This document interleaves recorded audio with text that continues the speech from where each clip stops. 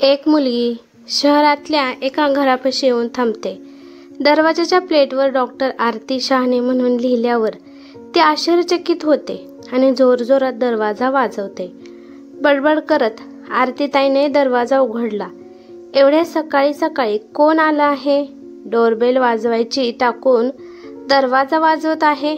त्यांनी पाहिलं तर समोर साधी कपडे घातलेली मुलगी उभी होती. तिचे डोळे पाहून वाटत होतं की ती खूप रडली आहे. डॉक्टर आरतीने विचारलं की कोण आहे तो आणि तुला कोण पाहिजे? त्यानंतर ती मुलगी हळू आवाजात म्हणाली की मला मोहित काकाला भेटायचं आहे. त्यावर डॉक्टर आरती म्हणाल्या की ते आता इथे राहत नाहीत. ते तर 15 दिवसापूर्वीच हे घर विकून निघून गेले. निघून गेले? कुठे निघून गेले? ते तर हे घर विकून त्यांच्या मुलासोबत दुसऱ्या देशात त्यांच्या सुनेकडे निघून गेले आहेत. हे ऐकल्यानंतर ती मुलगी जोरात रडू लागली आणि तिला चक्कर पण येऊ लागली. आरतीताईंनी तिला आधार दिला आणि तिला घराच्या आतमध्ये घेऊन गेल्या आणि सोफ्यावर नेऊन बसवलं. तिचे अश्रू थांबायचे नावच घेत नव्हते. ती वारंवार फक्त रडतच होती. आरतीताईंनी तिला पाणी दिलं आणि शांत केलं आणि विचारलं की काय झालं आहे? तू एवढं रडत का आहे? मला सांगणार नाही का? ती मुलगी तिच्या पदराने तिचे डोळे पुसते आणि म्हणते की माझं नाव कुसुम आहे. मी आणि माझी आई मोहित काकापाशीच राहत होतो. माझी आई मोहित काकाच्या इथं गेले 25 वर्ष जेवण बनवण्याचं आणि त्यांच्या मुलाला आर्यनला सांभाळायचं काम करत होती. कारण आर्यनचे आई वडील दोघे पण कामाला जात होते. आम्ही इथल्याच एका खोलीत राहत होतो. ते लोक खूप चांगली होती. ते आम्हाला 2 वेळेचं जेवण देऊन राहायला छतसुद्धा दिलं होतं आणि जेवण बनवलेल्याबद्दल पण काही पैसे देत होते. त्यांचा मुलगा आर्यन आणि मी एकाच वयाचं होतो. आर्यन इथल्या मोठ्या स्कूलमध्ये शिकायला जात होता आणि मी सरकारी स्कूलमध्ये शिकायला जात होती. सगळं चांगलं चाललं होतं. बघता बघता माझं 12वी शिक्षण झालं. पण आई कमजोर होऊ लागली. ती पहिल्यासारखी काम करू शकत नव्हती. त्यामुळे मी आईची मदत करू लागली. त्यामुळे माझं शिक्षण अर्धवट राहिलं. एक दिवस माझ्या आईची तब्येत खूपच बिघडली आणि तिचा मृत्यू झाला. माझ्यावरती दुःखांचा डोंगर कोसळला. आता काय करू? कुठे जाऊ? पाहुण्यांमध्ये फक्त माझे मामा मामीच होते आणि मामी पहिल्यापासूनच मला आणि माझ्या आईला पसंत करत नव्हती. मी आर्यनच्या आईला म्हणजेच कावेरी काकूला विचारलं की मी इथं काम करू शकते का? त्यावर कावेरी काकू म्हणाल्या की ठीक आहे, तू काम करू शकते, कारण मला पण या वयात काम होत नाही. त्यामुळे माझ्या हाताखाली कोणीतरी पाहिजे. दुसरं कोणाला ठेवण्याऐवजी तुम्हाला चालेल. कावेरी काकू खूप चांगल्या होत्या. काही वर्षांनी आर्यनचं शिक्षण झालं आणि तो नोकरी करण्यासाठी दुसऱ्या देशात गेला. आता घरात फक्त आम्ही 3 जणच राहिलो होतो. मला निवाऱ्यासोबत खायला आणि पैसे पण मिळत होते. त्यानंतर मी माझं राहिलेलं शिक्षण पूर्ण करण्याचा विचार केला. मी मोकळ्या वेळेत अभ्यास करू लागले. यामध्ये 2 वर्ष गेली. या 2 वर्षात आर्यन फक्त भारतात 2दाच आला होता. पण तिसऱ्या वेळेस जेव्हा आर्यन आला, महिना झाला परंतु आर्यन दुसऱ्या देशात गेला नव्हता. हे सगळं जरा विचित्रच वाटत होतं. एके दिवशी कावेरी काकूने मला विचारले की तू आर्यनसोबत लग्न करते का? या प्रश्नावर मी खूप हैराण झाले. मी काकूला म्हणाले की काकू, हे कसं शक्य आहे? मी जास्त शिकलेली नाही. मी तुमच्या घरी मोलकरणीचं काम करते. त्यावर कावेरी काकू म्हणाल्या की मला माझ्या आर्यनसाठी समजूतदार मुलगी पाहिजे, जी या घराला सांभाळेल आणि माझ्या आर्यनची काळजी घेईल. त्यामुळे मला तुझ्यापेक्षा दुसरं कोणच व्यवस्थित वाटत नाही. मला काही घाई नाही. तू विचार करून सांग. माझ्यासाठी हे खूप मुश्किल होतं. पण मी लहानपणापासून कावेरी काकूला आणि आर्यनला ओळखत होते.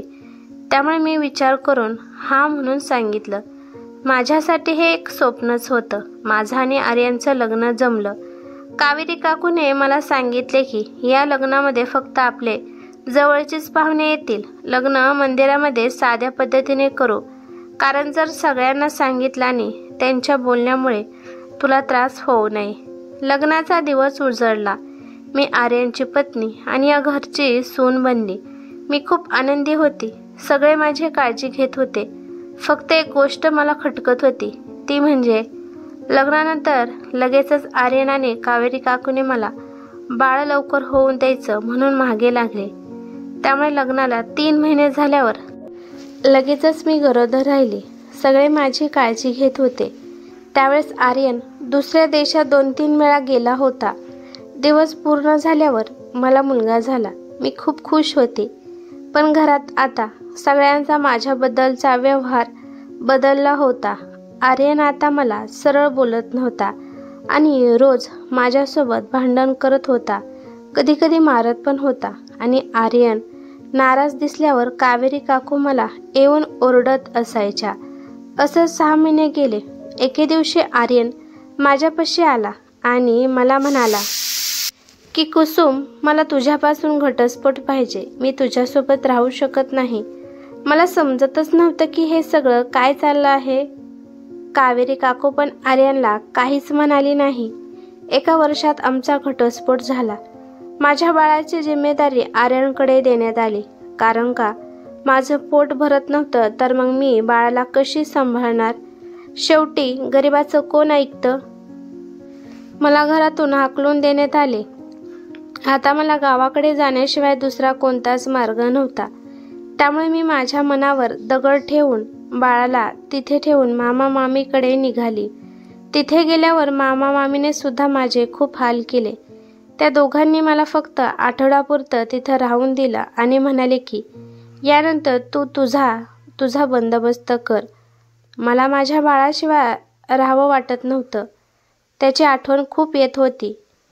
तो बिगर आईशिवाय कसा राहत असेल या विचाराने माझं मन व्याकुळ होत होतं. त्यामुळे विचार केला की एकदा आर्यनसोबत बोलावं.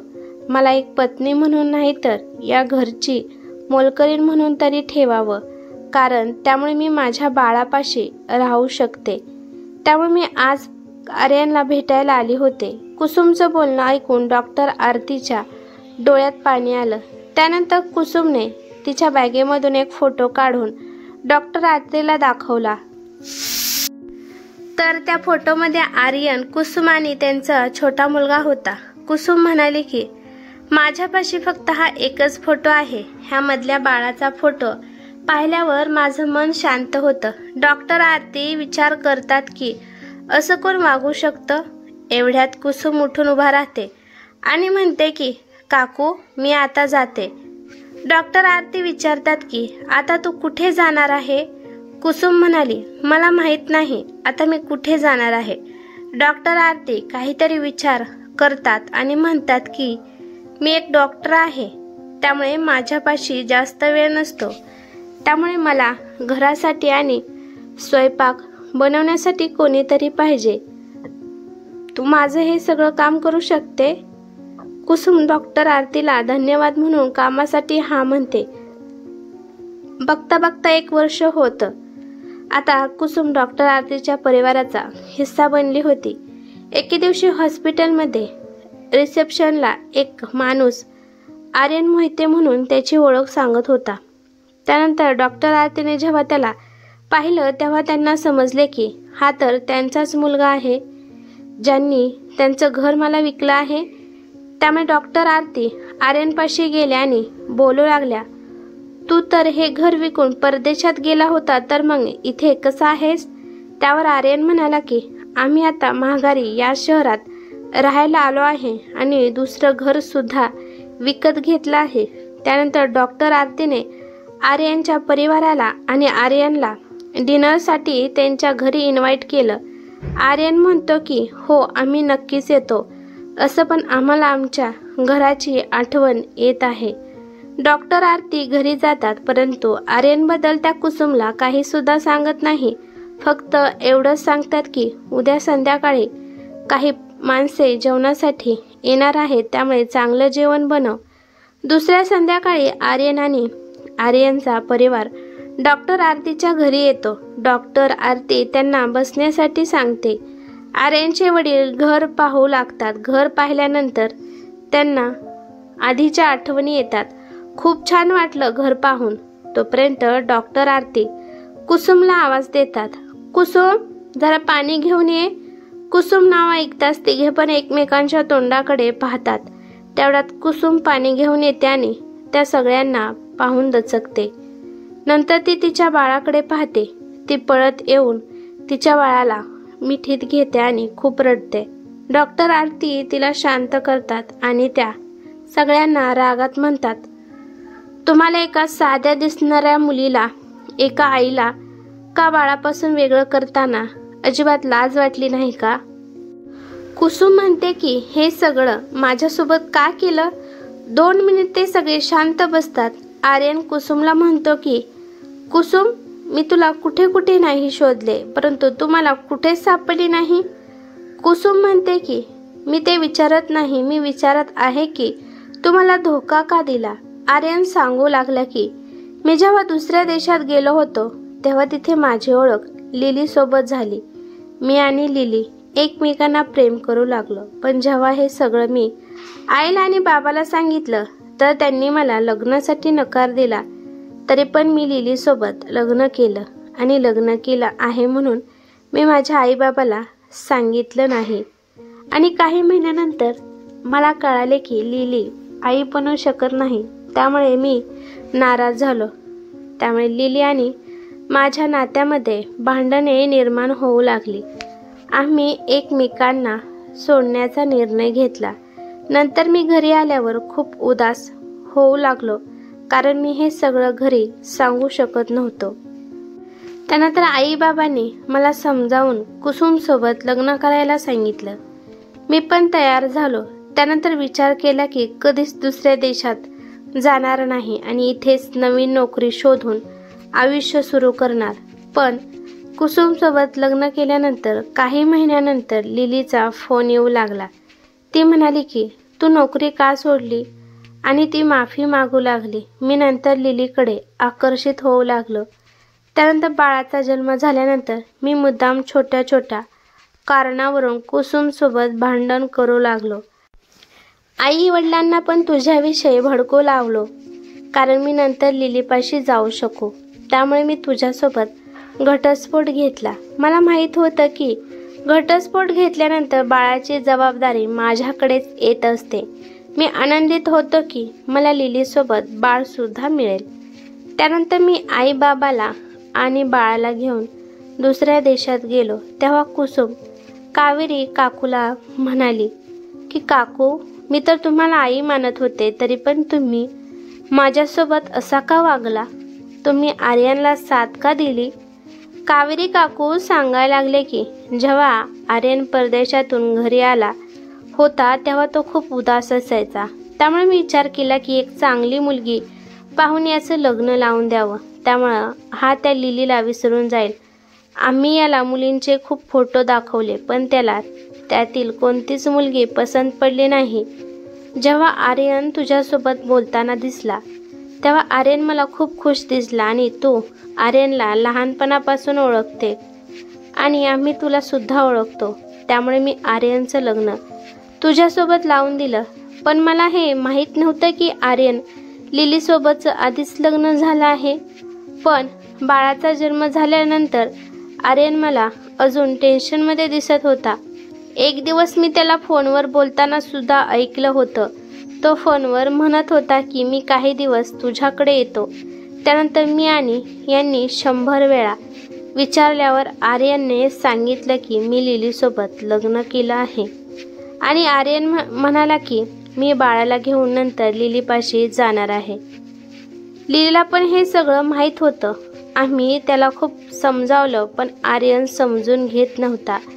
आर्यन म्हणाला की घटस्फोट झाल्यानंतर मी बाळाला घेऊन कायमचं दुसऱ्या देशात जाणार आहे. यानंतर कधीच माघारी येणार नाही आणि त्यामुळे तो आम्हाला पण सोबत चला असे सांगू लागला.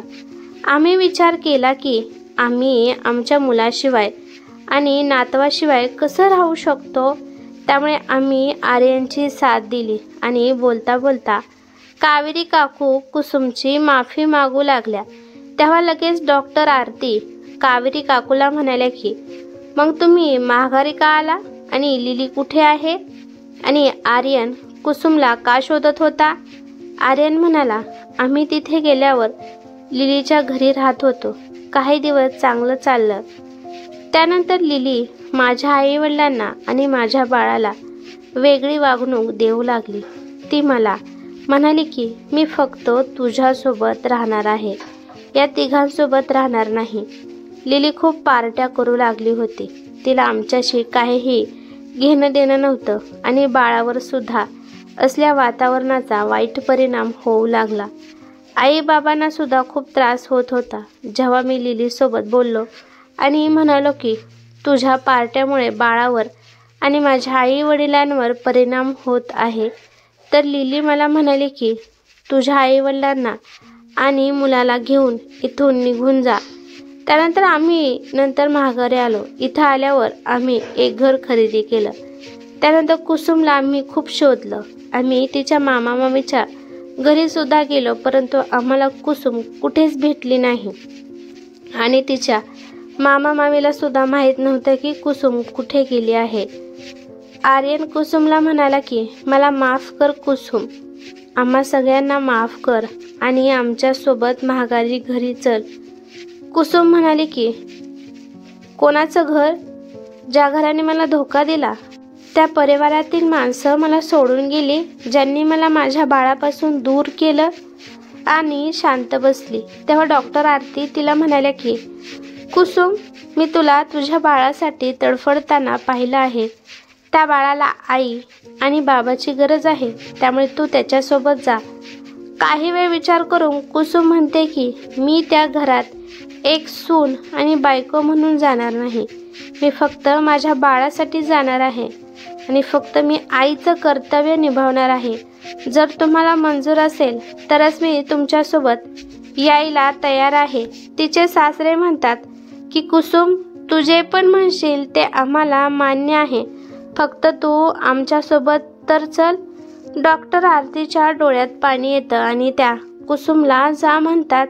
आणि हे घर पण तुझंच आहे. तुला जेव्हा मन होईल तेव्हा तू येऊ शकते.